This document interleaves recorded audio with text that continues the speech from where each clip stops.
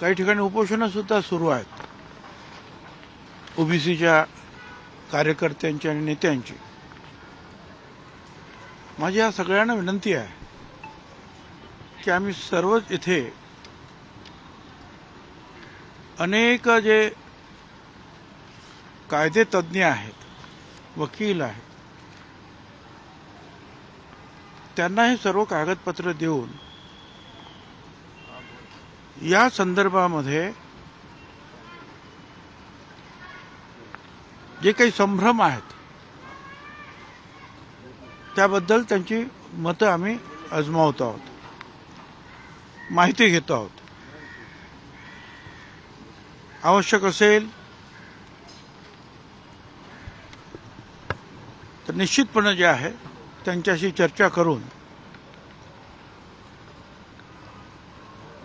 कदाचित सोमवार मंगळवारपर्यंत, कारण आता उद्या 1-2 दिवस गेले की आता गणपती आणि विसर्जन आणि रविवार वगैरे आहे,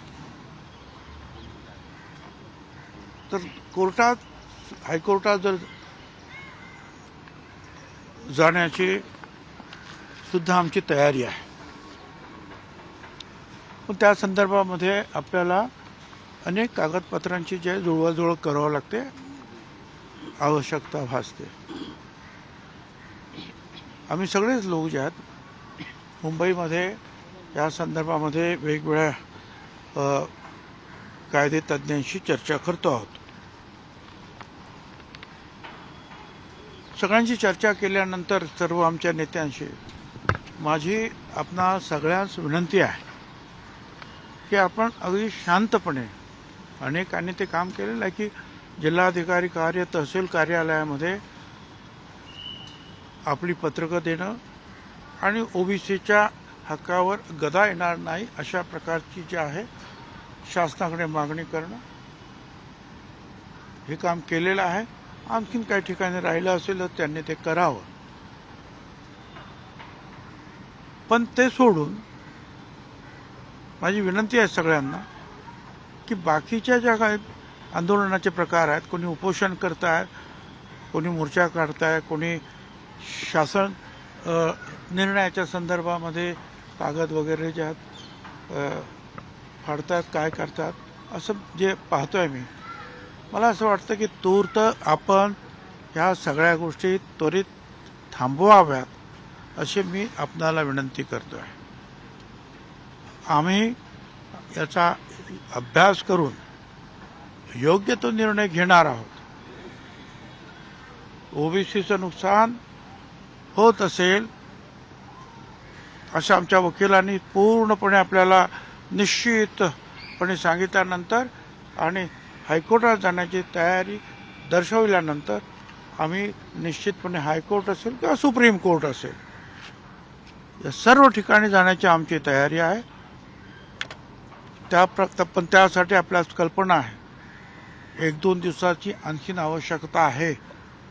कारण काही जे आहेत विधिज्ञ जे आहेत, कोण दिल्लीला आहेत, काही दिवसभर कोर्टामध्ये होते, संध्याकाळीसुद्धा, रात्रीसुद्धा त्यांच्या मीटिंग्स वगैरे आहेत.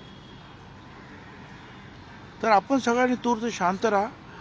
फक्त निवेदनं देणं याच्या पलीकडे सगळ्यांना मी सांगतो की उपोषणात बसलेले जे आहेत, अंतरवेली सराटीमध्ये सुद्धा बसलेले आहेत, नागपूरमध्ये बसले, इतर ठिकाणी बसले, माझी विनंती आहे सगळ्यांना की आपण हे सगळी उपोषणं सोडावीत.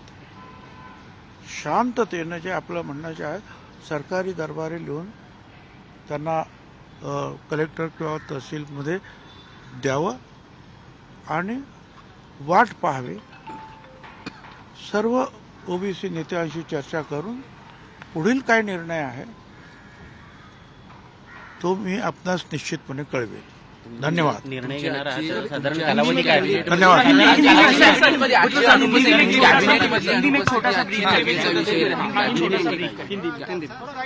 ये बिल्कुल कल जो है मराठा कुंभी, इसके बारे में एक शासन निर्णय जो है महाराष्ट्र सरकार ने निकाला है.